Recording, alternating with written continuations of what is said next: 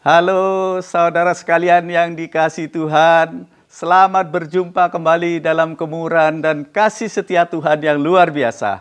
Apa kabar saudara? Semua sehat? Puji Tuhan. Saya berdoa semoga saudara semua baik-baik dan sehat-sehat saja dalam segala sesuatu, sama seperti jiwamu baik-baik saja. Amin. Puji Tuhan, seperti biasanya saudara di awal minggu kita mengadakan perjamuan kudus. Harap semua saudara di rumah-rumah mempersiapkan roti dan anggur, terutama persiapan hati saudara untuk menerima berkat-berkat Tuhan. Mari saudara, sebelum kita dengar firman Tuhan, bersama-sama kita berdoa. Bapa kami yang di surga, Bapa yang maha baik, dalam nama Yesus, terima kasih kesempatan kembali Tuhan berikan kepada kami untuk mendengar firman Tuhan. Terima kasih atas pimpinan pemeliharaan Tuhan sampai saat ini. Itu semua karena kasih karunia, kemurahan Tuhan yang luar biasa. Mari Bapak berbicara kepada kami apa yang ada dalam isi hati Tuhan untuk kami lakukan dalam kehidupan kami sehari-hari. Terima kasih Bapak, urapi hamba-Mu yang tidak ada apa-apanya ini menjadi saluran berkat hari ini. Terpujilah Engkau kekal sampai selama-lamanya. Di dalam nama Yesus, mari yang siap untuk mendengar firman Tuhan bersama-sama kita berkata, amin, amin. Puji Tuhan. Saudaraku yang dikasihi oleh Tuhan, kita sudah sampai di bulan terakhir pada tahun 2020 ini. Tidak sampai 1 bulan lagi kita sudah masuk di dalam tahun yang baru. Dengan bergantinya tahun, kita tidak tahu apa yang akan terjadi di depan kita. Yang terpenting saudara tetap dekat dengan Tuhan. Bahkan kita harus lebih intim lagi kepada Tuhan. Karena hanya dekat Tuhan saja kita tenang. Menghadapi apapun di depan kita. Bersama dengan Tuhan Yesus pasti kita bisa melewati. Amin. Puji Tuhan. Yang kita tahu saudara, pada akhir zaman kehidupan akan semakin keras. Tantangan semakin berat. Mungkin karena banyaknya persoalan, baik dalam rumah tangga, bisnis, pekerjaan, karir, sakit penyakit. Kita bisa lemah, saudara, bisa kecewa dan putus asa. Apalagi dengan adanya pandemi COVID yang masih ada, adanya resesi di depan kita. Kita bisa lemah, putus asa, tapi kita tetap percaya kalau kita berserah kepada Tuhan, mengandalkan Tuhan dalam hidup kita, maka kita pasti menang. Memang dunia ini semakin tidak menentu, saudara. Semakin membingungkan. Apa yang harus kita lakukan supaya kita bisa tetap kuat sampai akhir? Nah, hari ini temanya adalah finishing well. Penyelesaian akhir yang baik, saudara. Saudaraku yang dikasihi oleh Tuhan, permulaan yang baik itu penting. Tapi akhir yang baik itu jauh lebih penting, betul? Orang yang sedang berlomba lari, saudara, permulaannya baik. Tapi tanpa kita bisa bertahan sampai akhir sangat berbahaya. Sebab bisa capek, stamina menurun, akhirnya gagal sampai ke finish. Orang Kristen dibaptis itu baik, saudara. Tapi itu cuma permulaan saja. Kita harus tetap setia, terus maju sampai mencapai garis akhir. Begitu juga ketika kita bekerja, berbisnis apapun yang kita kerjakan itu permulaan yang baik, saudara. Tapi jika tidak tekun, tidak konsisten, tidak bertahan, ya kita akan gagal di tengah jalan. Saudara yang dikasihi oleh Tuhan, ada teman cerita. Waktu sekolah Alkitab ada dosen yang bertanya, mengapa kalian mengambil keputusan untuk sekolah Alkitab? Mengapa mau menjadi hamba Tuhan? Lalu ada yang bersaksi, saudara, karena saya sakit berbulan-bulan, sakit parah. Lalu disembuhkan oleh Tuhan. Wah, hebat, saudara. Tapi di tengah jalan ternyata mutung alias tidak bertahan sampai akhir. Dosen berkata, panggilan boleh spektakuler. Tapi yang jauh lebih penting, apakah tetap tekun setia sampai akhir? Ternyata saudara, dari 50 orang yang diwisuda, hanya tinggal 7 orang yang jadi hamba Tuhan. Ada yang buka toko, ada yang jualan AC, ada yang jadi tukang arloji, ada yang tidak beribadah lagi, bahkan mundur dan tinggalkan Tuhan. Jadi yang paling penting saudara, kita dapat bertahan sampai akhir atau finishing well. Amin. Apa gunanya panggilannya spektakuler, tapi ternyata berhenti di tengah jalan alias gugur sebelum sampai finish. Nah, karena pengiringan kita kepada Tuhan digambarkan seperti orang yang sedang bertanding lari, saudara, itu berarti ada garis finishnya, ada garis akhirnya, yaitu ketika kita dipanggil oleh Tuhan. Saudaraku yang dikasihi oleh Tuhan, ada orang yang bisa menyelesaikan hidupnya dengan baik atau finishing well. Namun ada juga yang tidak menyelesaikannya dengan tidak baik atau finishing bad, saudara. Nah, kita lihat dulu orang yang mengalami finishing well atau mengakhiri hidupnya dengan baik, ya. Contoh yang pertama itu adalah Tuhan Yesus, saudara. Di dalam Yohanes 19 ayat 30, Tuhan Yesus berkata, "Sudah selesai. It is finished." Di dalam Ibrani dipakai kata tetelestai. Saudara, walaupun dia tidak bersalah, dia tetap disesah, disiksa, dicambuk, dipaku tangan dan kakinya, bahkan diberi mahkota duri, saudara. Namun ia tetap bertahan sampai akhir. Contoh yang kedua adalah Rasul Paulus, saudara. Dulu namanya dia itu Saulus, seorang Yahudi yang benci kekristenan. Dia seorang yang jahat, kejam, brutal, dan ganas, saudara. Dia yang suka menganiaya orang Kristen. Dia mengejar orang Kristen. Siapa yang mengaku Yesus itu Tuhan, tidak saja di dalam negeri di Yerusalem, dia kejar terus sampai ke luar negeri, ke Syria, ke Damsyik, dan lain-lain. Nah, saudara, dia begitu menggebu-gebu, berkobar-kobar untuk mencari orang Kristen. Dia minta rekomendasi dari sinagog untuk mengejar orang Kristen. Banyak yang ditangkap, saudara, dan dijebloskan ke dalam penjara. Dan tidak sedikit yang dibunuh. Namun dalam perjalanannya ke Damsyik, saudara, dia melihat sinar yang begitu terang. Lebih terang dari sinar matahari. Dan dia sempat jatuh dari kudanya dan buta matanya. Lalu dia mendengar suara yang berkata, "Saulus, Saulus, mengapa engkau menganiaya aku? Siapa engkau, Tuhan?" "Akulah Yesus yang kau aniaya." Setelah itu dia bertobat, saudara, menjadi Rasul Paulus yang dipakai oleh Tuhan dengan luar biasa. Nah, sampai akhir hayatnya dia berjuang dengan gigih untuk memenangkan jiwa-jiwa, saudara. Walaupun dia mengalami banyak tantangan, rintangan, namun tidak pernah dia surut semangatnya. Dia berkata menjelang kematiannya dalam 2 Timotius 4 ayat yang ke-7, "Aku telah mengakhiri pertandingan yang baik. Aku telah mencapai garis akhir dan aku telah memelihara iman." Di dalam ayat yang ke-8 dia berkata, "Sekarang telah tersedia bagiku mahkota kebenaran yang akan dikaruniakan kepadaku oleh Tuhan, hakim yang adil." Dikatakan, saudara, pada akhirnya, pada harinya, ya, tetapi bukan hanya kepadaku, melainkan juga kepada semua orang yang merindukan kedatangannya.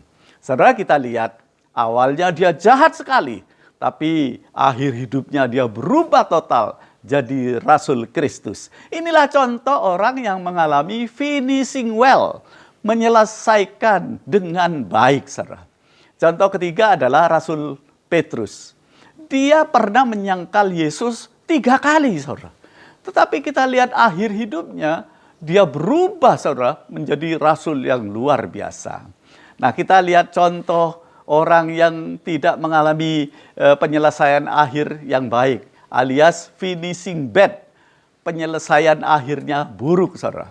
Contoh yang pertama adalah Simson, saudara. Di dalam Hakim-Hakim Fatsal yang ke-16 diceritakan, Simson ini orang yang sangat kuat, saudara. Sebetulnya dia dinubuatkan menjadi nasir Allah. Tetapi karena kehidupannya tidak benar, tidak hidup di dalam kekudusan, akhir hidupnya menjadi pelawak, saudara. Ya. Contoh yang kedua adalah Raja Salomo, seorang yang penuh hikmat, kaya raya, penulis buku Amsal dan pengkhotbah. Hebat awalnya, saudara. Namun akhir hidupnya menyembah berhala karena ditarik oleh para istri dan gundiknya. Padahal dialah yang menulis di dalam pengkhotbah 7 ayat yang 8. Akhir suatu hal lebih baik daripada awalnya. Dia yang menulis, saudara. akhir suatu hal lebih baik daripada awalnya. Nah, contoh yang ketiga kita lihat Yudas, saudara.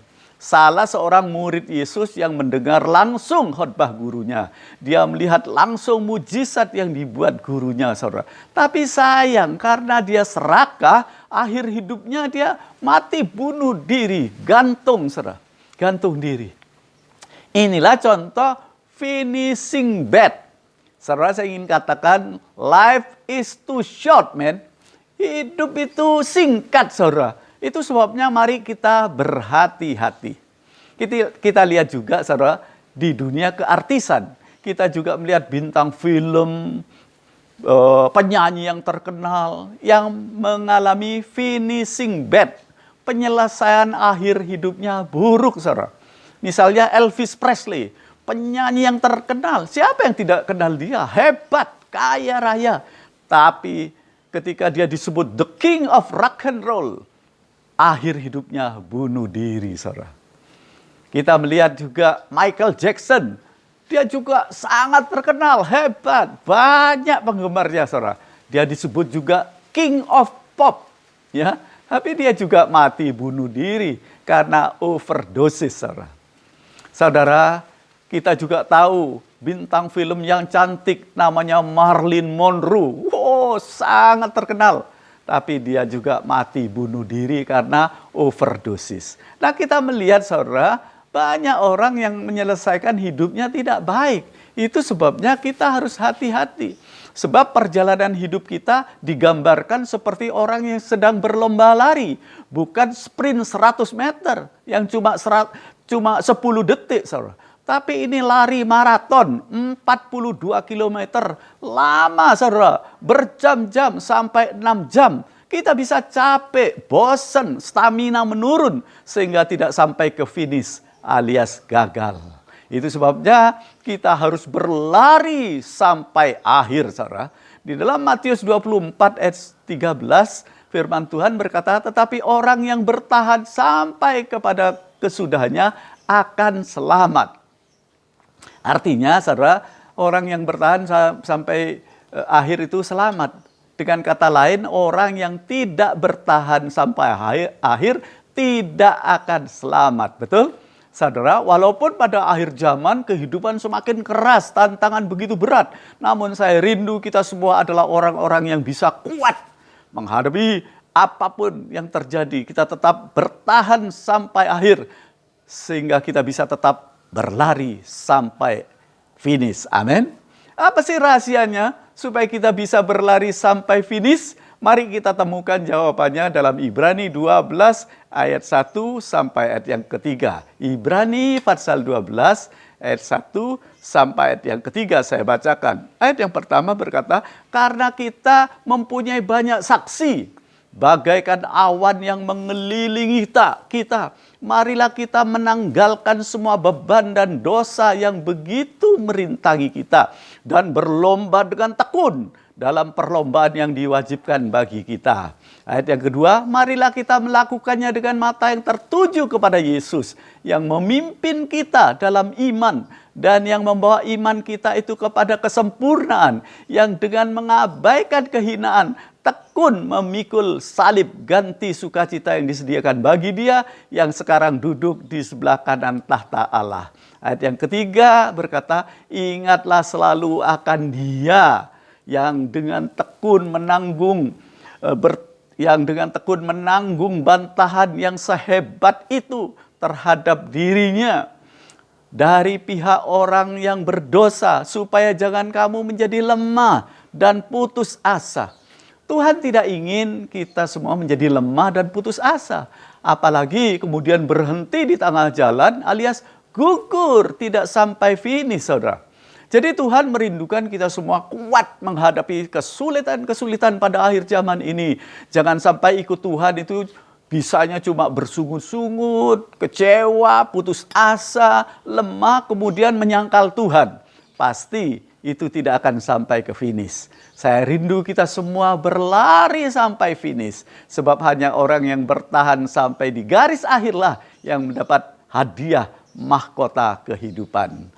Saudara, sekarang kita belajar bagaimana caranya supaya bisa berlari sampai finish. Ada 3 hal yang penting yang ingin saya bagikan kepada saudara. Ayat 1 Ibrani 12 tadi berkata, karena kita mempunyai banyak saksi, bagaikan awan yang mengelilingi kita. Kita punya banyak saksi, apa artinya? Kalau saudara membaca di dalam Ibrani pasal yang ke-11, kita baca di rumah saja nanti ya. Saksi-saksi iman itu adalah orang-orang atau tokoh-tokoh iman yang telah lebih dulu menyelesaikan perlombaan iman itu, saudara. Kita yang pertama harus melihat tokoh-tokoh iman. Seperti Habel, Henoh, Nuh, Abraham, Ishak, Yakub, Musa, Yusuf. Mereka adalah tokoh-tokoh iman yang luar biasa juga yang lain. Mereka sudah lebih dulu menyelesaikan perlombaan hari itu, saudara. Mereka sudah dipanggil oleh Tuhan, namun iman mereka dapat kita teladani. Dalam seminar-seminar sekuler biasanya selalu diajarkan, lihat perusahaan-perusahaan yang sukses, lihat orang-orang yang hebat, contoh mereka, jiplak mereka, lalu dimodifikasi sendiri lebih bagus, nanti kamu juga akan mengalami sukses seperti mereka. Demikian juga dengan saksi-saksi iman, tokoh-tokoh Alkitab, contoh mereka saudara, pelajari dan teladani mereka. Mari kita sekarang lihat satu persatu. Tentu tidak semuanya, saudara. Apa hebatnya Nabi Nuh, saudara? Kita belajar Nabi Nuh itu kalau mendapat perintah dari Tuhan, dia itu mentaati sepenuhnya. Sampai ukuran-ukuran membuat bahtera itu dibuatnya persis. Seperti sampai sedetail-detailnya, saudara. Bikin bahtera harusnya kan di pantai. Tapi Nuh ini bikin di atas gunung. Ini tidak lazim, lebih sulit. Tapi Nuh tetap taat sepenuhnya, saudara. Lalu apa bedanya dengan kita? Kita seringnya tidak nurut, kita sering setengah-setengah, tidak serius. Itu sebabnya jangan suka mengkorting perintah Tuhan, saudara. Yang cocok dengan kita saja kita mau. Kita harus mentaati firman Tuhan sepenuhnya. Amin, saudara. Nah, kalau ada pendeta berkhotbah, Tuhan menyertai, amin. Tuhan melindungi, amin. Giliran kembalikan persepuluhan, oh entar dulu. Menyangkal diri, oh gak sudi. Betul, saudara? Mari kita teladani Nabi Nuh tentang ketaatannya yang luar biasa. Dia taat sepenuhnya kepada Tuhan, supaya kita dapat sampai ke finish, tiru dia. Amin, saudara. Kita sekarang melihat Abraham. Apa sih hebatnya Abraham, saudara? Dia sangat yakin, walau tidak ada dasar untuk percaya kepada Alkitab, apa yang dikatakan oleh Tuhan, umur 100 tahun baru dapat anak. Dalam penantian yang begitu panjang, saudara. Tapi setelah dapat anak, dia diperintahkan untuk mempersembahkan anak itu kepada Tuhan. Namun apa yang dilakukan oleh Abraham? Dia sangat yakin akan kebaikan Tuhan. Dia tabah, dia menurut, dia begitu setia, saudara. Nah, kita melihat sekarang Musa. Musa itu nabi yang luar biasa, saudara. Tuhan menyertai dia dalam memimpin bangsa Israel keluar dari tanah perbudakan di Mesir dengan peristiwa-peristiwa yang spektakuler. Laut Teberau dibelah ketika dikejar oleh tentara Firaun 600 kereta berkuda. Saudara, juga selama 40 tahun baju kasutnya tidak rusak. Orang Israel diberi makan mana, roti dari surga, diberi burung puyuh, air yang keluar dari gunung batu. Oh, spektakuler. Ada tiang awan yang melindungi dari matahari, saudara. Ada tiang api ketika mereka kedinginan di malam hari. Musa dipakai oleh Tuhan sebagai nabi yang luar biasa. Kita juga belajar dari Yusuf, saudara. Yusuf ini menjaga hidupnya di dalam kekudusan. Orang muda itu banyak godaannya, saudara. Zaman sekarang ini bahkan kita yang minta digoda. Tapi Yusuf menjaga hidupnya bersih, kudus di hadapan Tuhan. Walaupun digoda begitu rupa. Dan terakhir Tante Potifar membuat jebakan, ya, sehingga di rumahnya itu tidak ada orang. Pegawainya dikasih cuti mungkin 3 bulan, saudara. Tapi Yusuf itu tetap menolak untuk berbuat kejahatan. Saudaraku yang dikasihi oleh Tuhan, Biasanya kalau kita ditubruk, kita berkata, bukan salah saya Tuhan, biarlah kehendak-Mu yang jadi. Tapi Yusuf tidak demikian, saudara. Jubahnya dilepas dan dia lari keluar, bukan lari di tempat. Tiru, belajar dan teladani Yusuf di dalam hal kesucian. Amin. Kita belajar tentang Daniel yang begitu luar biasa, saudara. Minggu yang lalu saya berkhotbah tentang Daniel, tentang excellent spirit. Ya, walaupun saudara wakil raja merencanakan untuk membunuh Daniel ketika dikeluarkan undang-undang ya oleh raja untuk tidak boleh menyembah siapapun kecuali menyembah raja.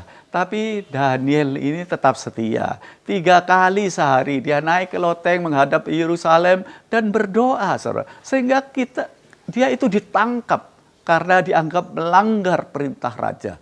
Tetapi saudara, walaupun dia dibuang ke gua singa, dia tetap dilindungi oleh Tuhan. Kita baca dalam Ibrani 11 ayat 33. Yang karena iman telah menaklukkan kerajaan-kerajaan, mengamalkan kebenaran yang memperoleh apa yang dijanjikan, menutup mulut singa-singa. Ayat ini untuk Daniel, saudara. Tuhan menutup mulut-mulut singa. Juga teman Daniel yaitu Sadra, Mesak, dan Abednego. Ya, ketika disuruh menyembah patung yang didirikan oleh Raja Nebukadnezar, mereka menolak, saudara. Mereka berkata, Tuhan akan menolong kami. Tetapi seandainya tidak, ketahuilah hai Raja, kami tidak akan menyembah patung yang Anda dirikan. Dan mereka dijebloskan ke dalam api yang dipanaskan 7 kali, saudara. Tapi kita melihat penyertaan Tuhan yang luar biasa. Tuhan membela ketika dilemparkan 3 orang, tapi di dalam dapur api yang dipanaskan 7 kali itu ada 4 orang. Mereka berkata, itu anak dewa. Itulah Yesus Kristus yang teofani, menjelma menjadi manusia untuk menolong, membela hambanya yang setia.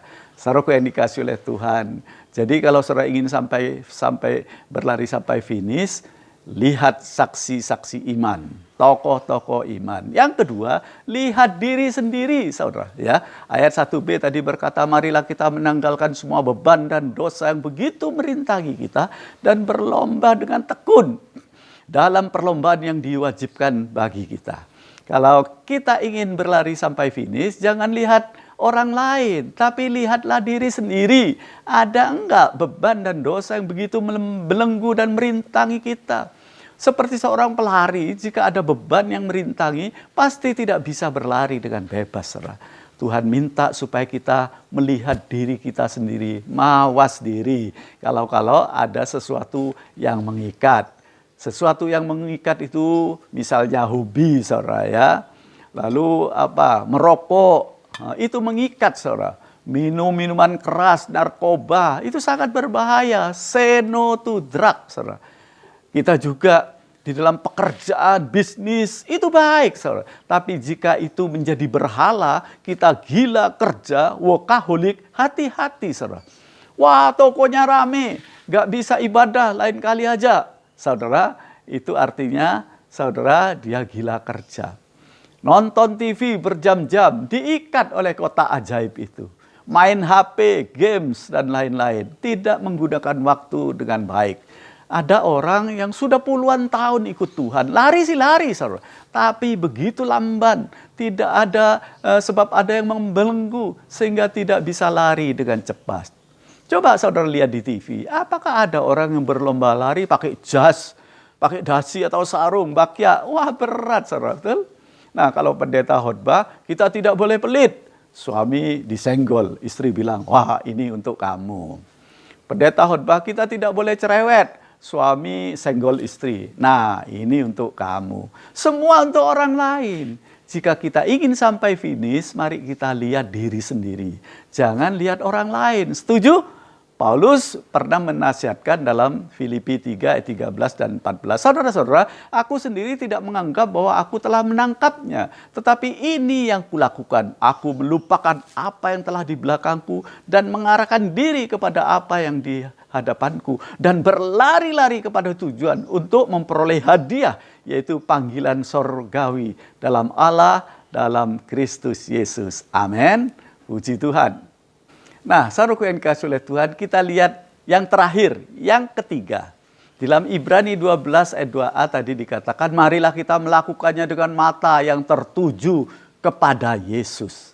Yang dengan mengabaikan kehinaan tekun memikul salib ganti sukacita yang disediakan bagi Dia yang sekarang duduk di sebelah kanan tahta Allah. Kita belajar teladani Tuhan Yesus tentang ketaatannya, pengorbanannya yang luar biasa, saudara. Walaupun dalam keadaan sebagai manusia, ia telah merendahkan dirinya, taat sampai mati, bahkan sampai mati di atas kayu salib, kata Filipi 2 ayat yang ke-8. Nah, kalau saat ini saudara merasa sudah berkorban begitu banyak, tidak seberapa dibandingkan dengan Tuhan Yesus. Kalau sudah saudara berkata, aku sudah memberikan banyak, itu tidak seberapa kalau dibandingkan dengan Tuhan Yesus. Yesus yang tidak berdosa dijadikan berdosa. Dia dihina, dilecehkan, saudara. Itu sebabnya kita pandang Yesus saja supaya kita sampai ke garis finish. Amin. Saudara, kita harus sadar bahwa hanya orang yang bertahan sampai akhir saja yang dapat mahkota dan diselamatkan. Ayat tadi berkata, Matius 24 ayat 13, tetapi orang yang bertahan sampai kesudahannya akan selamat. Walaupun banyak tantangan, kesulitan, jangan pernah kecil hati, jangan pernah putus harap, saudara. Ingat Tuhan Yesus, Dia sudah menanggung semuanya di atas kayu salib. Hari ini kita akan mengadakan perjamuan suci. Ingatlah pengorbanan Yesus yang luar biasa. Rasul Paulus juga mengalami penderitaan, kesengsaraan yang luar biasa. Tapi dia tetap tegar sampai akhir. Amin. Kita lihat tadi, Rasul Paulus berkata dalam 2 Timotius 4 ayat yang ke-7, aku telah mengakhiri pertandingan yang baik. Aku telah mencapai garis akhir dan aku telah memelihara iman. Puji Tuhan, saudara, tema kita hari ini adalah finishing well, penyelesaian akhir yang baik, ya. Mari kita ulangi, masukkan dalam roh saudara, bagaimana kita bisa finishing well, ya. Akhir hidup kita baik. Yang pertama, saudara, lihat tokoh-tokoh iman. Yang kedua, lihat diri kita sendiri. Yang ketiga, lihat Tuhan Yesus. Amin. Puji Tuhan. Saudara, mari kita berdoa masuk di dalam perjamuan suci. Haleluya. Saudara sudah persiapkan roti dan anggur? Mari kita angkat roti ini tinggi-tinggi. Dengar firman Tuhan. Sebab apa yang telah kuteruskan kepadamu telah aku terima dari Tuhan, yaitu bahwa Tuhan Yesus pada malam waktu Ia diserahkan mengambil roti dan sesudah itu Ia mengucap syukur atasnya. Ia memecah-mecahkannya dan berkata, inilah tubuhku yang diserahkan bagi kamu. Perbuatlah ini menjadi peringatan akan aku. Saudaraku yang dikasihi oleh Tuhan, bukankah roti yang sudah kita pecah-pecahkan dan mintakan berkat ini adalah persekutuan dengan tubuh Yesus? Mari kita makan dengan penuh iman di dalam nama Tuhan Yesus Kristus.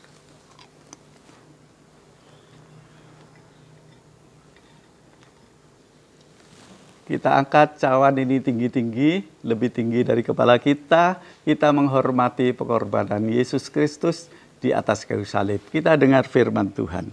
Demikian juga Ia mengambil cawan sesudah makan, lalu Ia berkata, cawan ini adalah perjanjian baru yang dimeteraikan oleh darahku. Perbuatlah ini setiap kali kamu meminumnya menjadi peringatan akan aku. Saudaraku yang dikasihi oleh Tuhan Yesus, bukankah cawan pengucapan syukur yang atasnya kita ucapkan syukur adalah persekutuan dengan darah Yesus? Amin. Mari kita minum dengan penuh kasih di dalam nama Tuhan Yesus Kristus.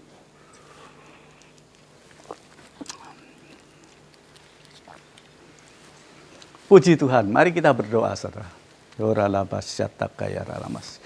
Bapa kami yang di surga, Bapa yang maha baik, dalam nama Yesus, terima kasih Tuhan sudah memimpin kami sampai bulan yang terakhir di tahun 2020 ini. Kami percaya itu semua karena kasih karunia kemurahan Tuhan. Biarlah dengan firman Tuhan yang diberitakan hari ini, kami semua tetap berjuang sampai finish, menyelesaikan pertandingan iman ini. Kami boleh mengalami finishing well. Terima kasih Tuhan, dan kami boleh melihat tokoh-tokoh iman, saksi-saksi iman. Kita melihat diri kami sendiri dan kami tetap memandang Tuhan Yesus. Terima kasih, berkati saudara-saudara kami yang ada di rumah mereka masing-masing. Apapun problem masalah yang sedang mereka hadapi, kami berdoa dalam nama Yesus. Tuhan tolong ya Bapak. Mereka yang sudah mengembalikan persepuluhan dengan jujur, Tuhan semakin memberkati mereka, baik secara jasmani maupun rohani, beri damai sejahtera, sukacita senantiasa kepada orang yang takut akan Tuhan dan melakukan perintah-Mu Bapa. Sembuhkan yang sakit, Tuhan memberikan kekuatan pada yang lemah, yang susah hiburkan yang kekurangan, Tuhan memberkati, yang menghadapi problem masalah, Tuhan tolong di dalam nama Yesus. Kami terus berdoa buat negara dan bangsa kami, kiranya Tuhan tolong supaya COVID-19 ini segera Tuhan lalukan. Kalau Tuhan izinkan, kami percaya Tuhan yang berkuasa, Allah yang maha tahu.